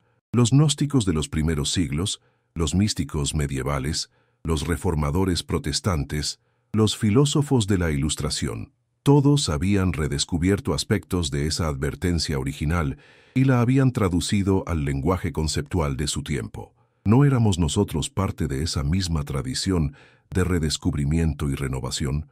¿No estábamos llamados a traducir las intuiciones perennes de Jesús y Spinoza al lenguaje y las circunstancias de nuestro tiempo? La advertencia sobre las distorsiones institucionales adquiría nuevas dimensiones en una época caracterizada por la manipulación mediática sofisticada y la ingeniería del consentimiento. La enseñanza sobre el desarrollo de la autonomía interior se volvía más urgente en un contexto de dependencia tecnológica creciente y fragmentación de la atención. La visión de una humanidad madura, capaz de autoorganizarse sin autoridades externas, cobraba nueva relevancia frente a la crisis de legitimidad de todas las formas tradicionales de gobierno. Pero la contribución más importante que podíamos hacer a esta tradición milenaria no consistía en elaborar nuevas teorías sobre la transformación de la conciencia, sino en experimentar personalmente con los métodos que Jesús había enseñado y Spinoza había refinado. Cada uno de nosotros tenía la oportunidad de verificar en su propia experiencia la efectividad de los principios metodológicos descritos en la advertencia final. Cada situación desafiante podía convertirse en una ocasión para desarrollar mayor vigilancia de la conciencia, mayor integración de las facultades, mayor capacidad de trascender perspectivas limitadas. Los resultados de estos experimentos personales no solo beneficiarían a quienes los realizaran, sino que contribuirían al proceso colectivo de evolución cultural. Cada persona que desarrollara mayor claridad de percepción y autonomía de juicio se convertiría automáticamente en una fuente de inspiración para otros. Cada relación que funcionara sobre la base del respeto mutuo y la comunicación auténtica proporcionaría un modelo alternativo a las dinámicas de poder y manipulación que caracterizan la mayoría de las interacciones sociales.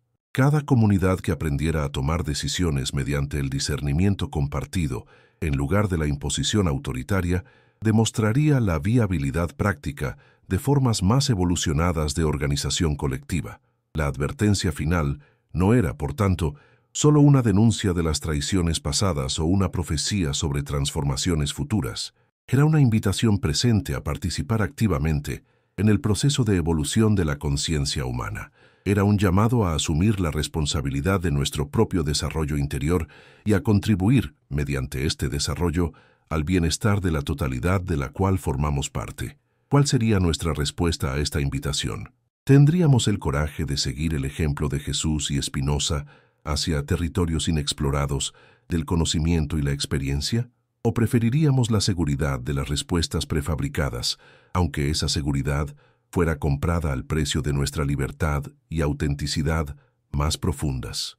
La decisión no podía ser tomada de una vez por todas, sino que tenía que ser renovada constantemente, en cada momento de duda, en cada encuentro con lo desconocido, en cada oportunidad de elegir entre la comodidad de lo familiar y la aventura de lo nuevo. La advertencia final resonaba con la misma urgencia en el siglo XXI que había tenido en el siglo I. El tiempo de la dependencia infantil respecto a autoridades externas estaba llegando a su fin. La era de la madurez espiritual de la humanidad estaba comenzando a amanecer. ¿Seríamos capaces de estar a la altura de este momento histórico único? ¿Podríamos desarrollar la sabiduría necesaria para guiar a nuestra especie a través de la transición más importante de su historia? La respuesta dependía de cada uno de nosotros. de nuestra disposición individual a emprender el viaje interior que Jesús había cartografiado y Spinoza había comenzado a sistematizar. La advertencia final había esperado 2 milenios para encontrar la generación capaz de comprenderla plenamente y actuar desde esa comprensión. ¿Éramos nosotros esa generación tan largamente esperada? Pero en las profundidades más esotéricas de los manuscritos que Spinoza había logrado descifrar, más allá de las advertencias sobre traiciones institucionales y más allá de las metodologías para el desarrollo de la conciencia, se ocultaba una revelación final que hacía palidecer todas las demás por su radicalidad absoluta. Jesús no se había limitado a profetizar las distorsiones futuras de su mensaje, ni a proporcionar herramientas para la liberación individual. En sus últimas conversaciones con el círculo más íntimo de discípulos, había revelado algo que cambiaría para siempre la comprensión humana de lo que significa existir en este universo. Había descubierto que la realidad misma, en su estructura más fundamental, era radicalmente diferente de lo que todas las tradiciones filosóficas y religiosas habían imaginado hasta entonces. ¿Qué había visto este carpintero de Nazaret durante su experiencia de muerte y renacimiento que le permitía hablar con tal autoridad sobre la naturaleza última de la existencia? Los fragmentos más antiguos describían estados de conciencia que trascendían completamente las categorías ordinarias de la experiencia humana. No se trataba de visiones místicas en el sentido tradicional, ni de revelaciones sobrenaturales recibidas desde dimensiones externas a la realidad natural. Era algo infinitamente más radical. La percepción directa de que lo que llamamos realidad es en verdad una construcción colectiva de la conciencia y que esta construcción puede ser transformada mediante la aplicación de principios que él había logrado descifrar durante sus años de formación multicultural. Spinoza había comprendido que esta revelación final era la clave para interpretar no solo las enseñanzas esotéricas de Jesús, sino toda la historia posterior del pensamiento humano. Cada tradición filosófica genuina había intuido aspectos de esta verdad fundamental. Los presocráticos con su comprensión de que todo fluye y se transforma, Platón con su percepción de que el mundo sensible es una sombra de realidades más profundas, los místicos orientales con su insistencia en que la separatividad es una ilusión que debe ser trascendida. Pero ninguna había logrado integrar estas intuiciones parciales en una comprensión sistemática que fuera simultáneamente rigurosa intelectualmente y transformadora existencialmente. ¿Por qué esta integración había resultado tan difícil? ¿Qué impedía que las mentes más brillantes de cada época desarrollaran la síntesis que parecía tan obvia una vez que se captaban sus elementos fundamentales? La respuesta, según los textos que Spinoza había reunido, residía en lo que Jesús había identificado como la gran inversión, la tendencia de la conciencia humana a tomar sus propias construcciones conceptuales por la realidad misma, a confundir los mapas con el territorio, a cristalizar en verdades absolutas lo que son simplemente perspectivas útiles para propósitos específicos. Esta inversión no era un error accidental que pudiera ser corregido mediante mejor educación o razonamiento más riguroso. Era una característica estructural de la forma ordinaria de conciencia, una consecuencia inevitable del proceso por el cual la mente infantil desarrolla gradualmente la capacidad de distinguir entre sí misma y el mundo exterior. El precio de esta diferenciación necesaria era la pérdida de la percepción original de unidad que caracteriza las etapas más tempranas del desarrollo humano. No podíamos observar este mismo patrón en nuestras propias biografías, en el proceso por el cual la espontaneidad y la apertura de la infancia van siendo reemplazadas gradualmente por las categorías fijas y las expectativas rígidas de la adultez convencional. Pero Jesús había descubierto que esta pérdida no era definitiva, que era posible recuperar la percepción original de unidad sin sacrificar las capacidades discriminativas que el desarrollo adulto había proporcionado. El secreto residía en comprender que la diferenciación y la unidad no son opuestas sino complementarias, que la capacidad de distinguir entre diferentes aspectos de la experiencia puede coexistir armoniosamente con el reconocimiento de la interconexión fundamental que vincula todos estos aspectos en una totalidad coherente. Esta comprensión tenía implicaciones que iban mucho más allá de la psicología individual o incluso de la transformación social. Apuntaba hacia la posibilidad de una revolución en la comprensión humana de lo que significa habitar este universo, de lo que significa ser una forma consciente, emergiendo de la materia aparentemente inconsciente, de lo que significa participar en procesos evolutivos que operan en escalas temporales que trascienden ampliamente la duración de cualquier vida individual.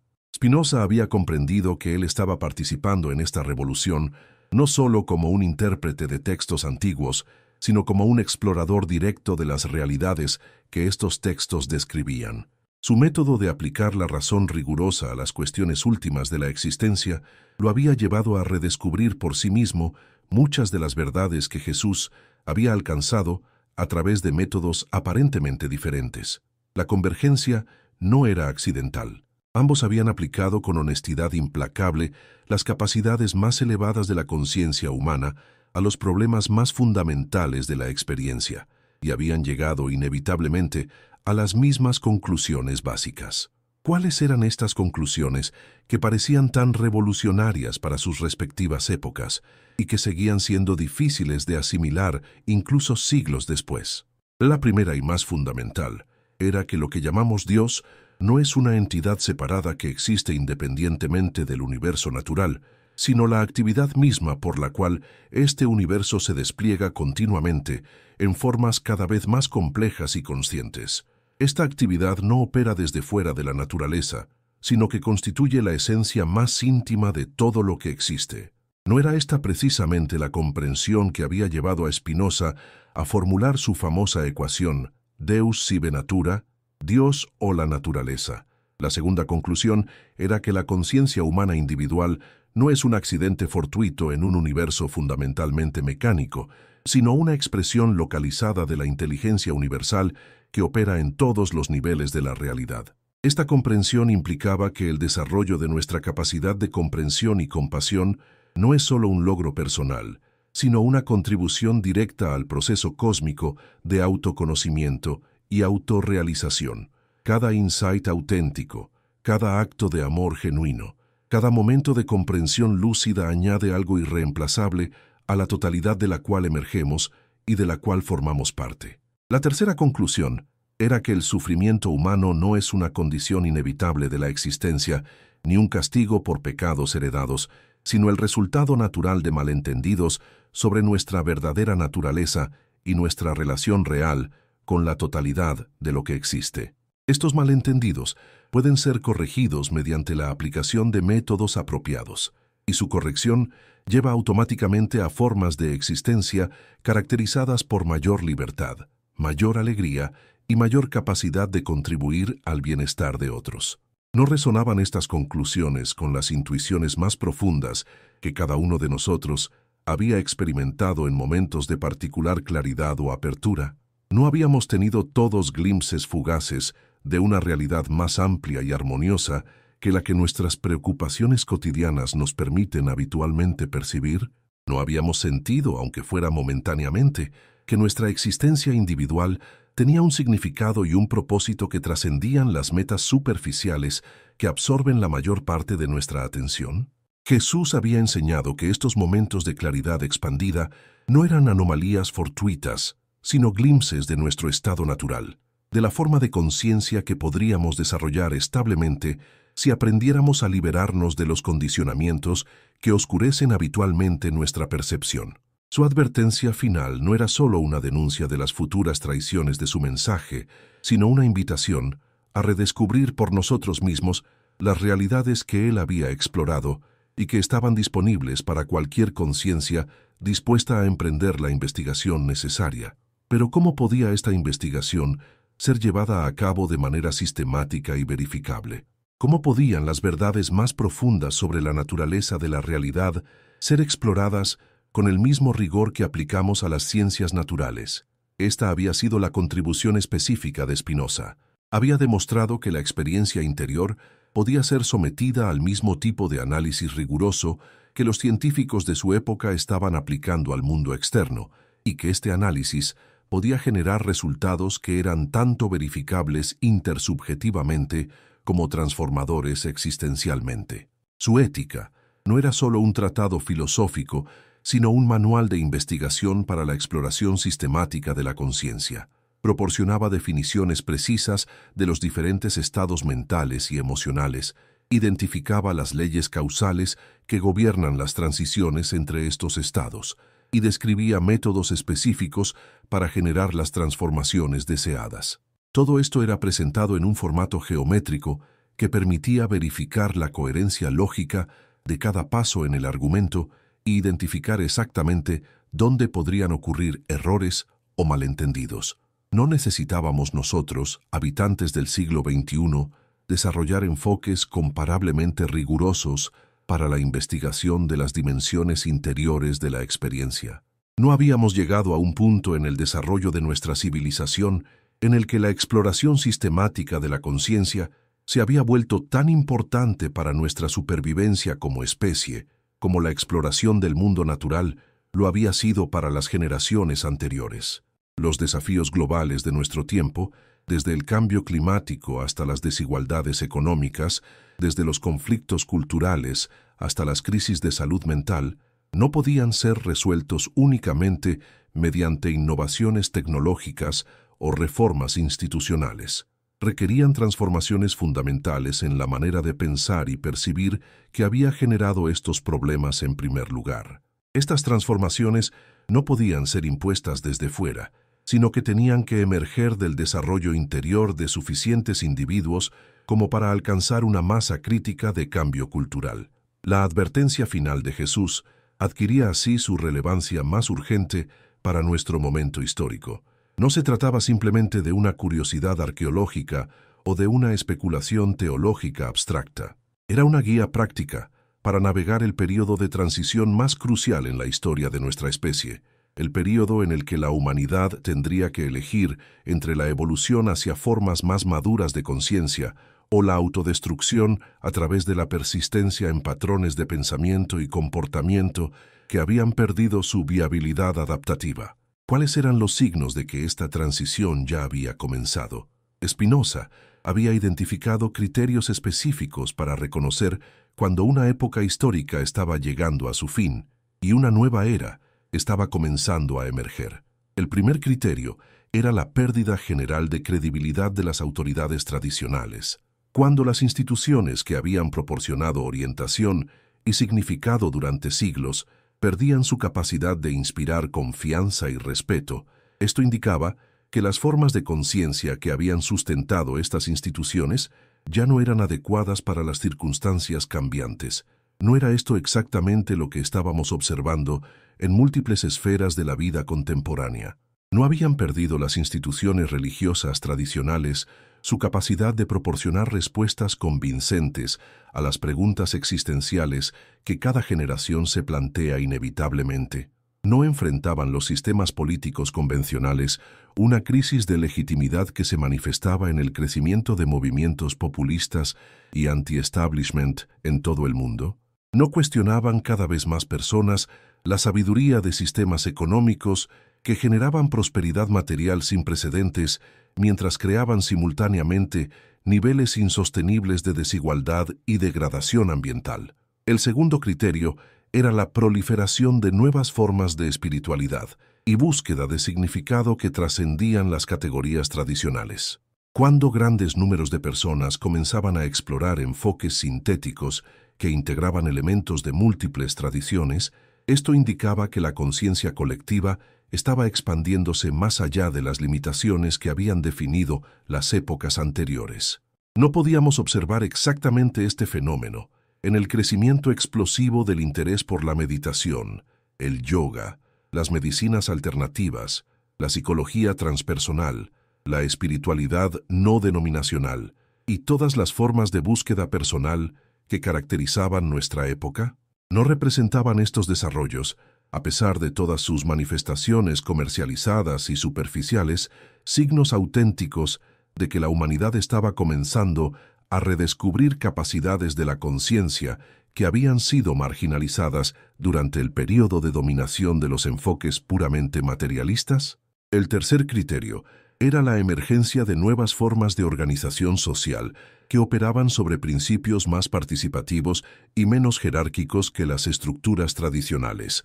Cuando comenzaban a aparecer comunidades, empresas y movimientos sociales basados en la colaboración horizontal más que en el comando vertical, esto indicaba que estaban emergiendo formas más evolucionadas de inteligencia colectiva. No estábamos siendo testigos de exactamente estos desarrollos en el crecimiento de las redes sociales, las plataformas colaborativas, los movimientos de código abierto, las empresas con estructuras organizativas más horizontales, las comunidades intencionales y todas las formas de autoorganización que aprovechaban las tecnologías de comunicación para coordinar actividades complejas, sin red de autoridades centralizadas. Estos signos convergentes sugerían que la transición profetizada en la advertencia final ya no era una posibilidad futura, sino una realidad presente que se estaba desplegando ante nuestros ojos.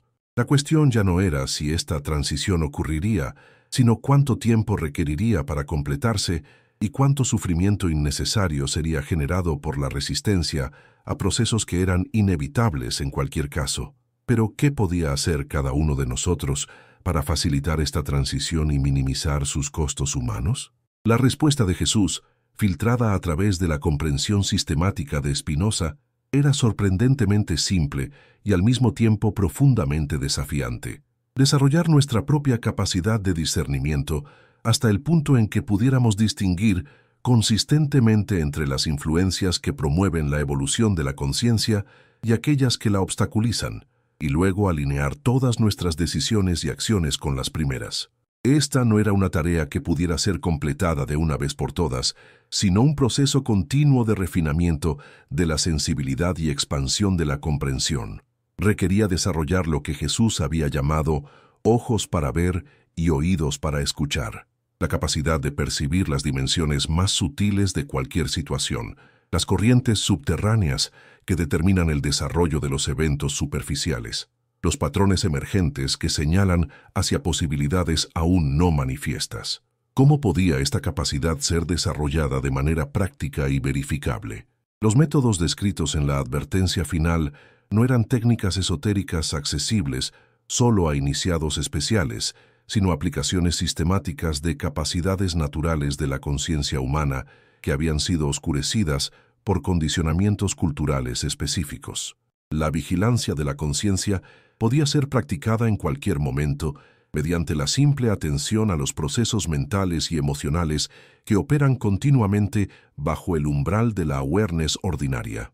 La integración de las facultades podía ser desarrollada mediante la práctica deliberada de utilizar simultáneamente la razón, la intuición, la sensibilidad emocional y la percepción sensorial para comprender cualquier situación compleja. La trascendencia de perspectivas limitadas podía ser cultivada mediante el ejercicio deliberado de adoptar múltiples puntos de vista sobre cualquier cuestión controversial, buscando siempre la perspectiva más inclusiva que pudiera honrar la validez parcial de todas las posiciones legítimas sin caer en el relativismo que las equipara artificialmente. La realización de la unidad subyacente emergía naturalmente cuando las tres capacidades anteriores habían sido suficientemente desarrolladas, manifestándose como la percepción espontánea de las conexiones que vinculan todos los aspectos de la experiencia en patrones coherentes y significativos. Estos no eran logros que pudieran ser alcanzados mediante esfuerzo voluntarista o disciplina ascética. Emergían naturalmente del proceso de liberarse de los obstáculos que impedían su manifestación, las identificaciones compulsivas con pensamientos y emociones particulares, las adhesiones rígidas a creencias y opiniones específicas, las resistencias inconscientes al cambio y la novedad, los miedos irracionales que generaban comportamientos defensivos innecesarios. No era extraordinario que las verdades más profundas sobre la naturaleza de la realidad y los métodos más efectivos para la transformación de la conciencia estuvieran disponibles para cualquier persona dispuesta a emprender la investigación necesaria. ¿No demostraba esto que la advertencia final no había sido dirigida a una élite espiritual especial, sino a cualquier ser humano que hubiera desarrollado la madurez suficiente para asumir la responsabilidad de su propio crecimiento interior? Mientras escribía estas líneas en las últimas horas de la noche, Spinoza era plenamente consciente de que estaba participando en un proceso que lo trascendía como individuo. Las ideas que fluían a través de su pluma no eran creaciones personales, sino redescubrimientos de verdades perennes que habían sido intuidas por los buscadores más lúcidos de todas las épocas y culturas. Su contribución específica consistía en proporcionarles una formulación sistemática que pudiera servir como puente entre la sabiduría antigua y las necesidades de la humanidad futura. ¿No estábamos todos nosotros, en cierto sentido, participando en el mismo proceso? ¿No éramos todos eslabones en la cadena de transmisión que llevaba las verdades más importantes desde sus formulaciones originales hasta las mentes contemporáneas, capaces de comprenderlas y aplicarlas? Cada vez que elegíamos el discernimiento por encima de la conformidad, la comprensión auténtica por encima de las explicaciones convenientes, la responsabilidad personal por encima de la dependencia de autoridades externas, estábamos contribuyendo a la realización de la visión que Jesús había anticipado y que Spinoza había comenzado a sistematizar.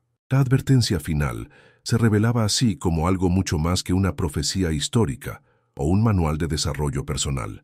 Era una invitación a participar conscientemente en el proceso evolutivo que está llevando a la humanidad hacia formas más lúcidas, libres y compasivas de existencia. Era un llamado a reconocer que cada uno de nosotros tiene un papel único e irreemplazable que jugar en este proceso, independientemente de nuestras circunstancias particulares o nuestras limitaciones aparentes. ¿Cuál era ese papel único que cada uno de nosotros estaba llamado a desempeñar? No podía ser definido abstractamente porque dependía de la confluencia específica de talentos, oportunidades y circunstancias que caracterizaba la situación vital de cada persona. Pero ciertos principios generales podían ser articulados. Desarrollar al máximo las capacidades particulares que habíamos recibido, utilizarlas para contribuir al bienestar de la comunidad más amplia de la cual formábamos parte, mantener siempre la apertura a nuevas posibilidades de crecimiento y servicio. Estos principios no constituían obligaciones morales impuestas desde fuera, sino la expresión natural de la comprensión de que nuestro bienestar individual está inextricablemente entretejido con el bienestar de la totalidad. No requerían sacrificios heroicos, sino la alineación inteligente de nuestros intereses auténticos con los intereses auténticos de otros. No demandaban la renuncia a la felicidad personal, sino el reconocimiento de que la felicidad más profunda y duradera surge naturalmente de la contribución meaningful al florecimiento de la vida en general. ¿No era esta la comprensión más liberadora que la advertencia final tenía para ofrecer? ¿No demostraba que la evolución espiritual no requería la negación de nuestra humanidad, sino su realización más completa? ¿No revelaba que el camino hacia la trascendencia pasaba a través de la inmanencia, que lo sagrado se encontraba no en la huida del mundo, sino en el compromiso más pleno con sus posibilidades transformadoras? La noche había llegado a su punto más profundo, cuando Spinoza escribió las últimas líneas de su exploración de la advertencia final. Sabía que había logrado reconstruir solo una fracción de la sabiduría que Jesús había alcanzado y transmitido, que generaciones futuras tendrían que continuar el trabajo de excavación y síntesis que él había comenzado.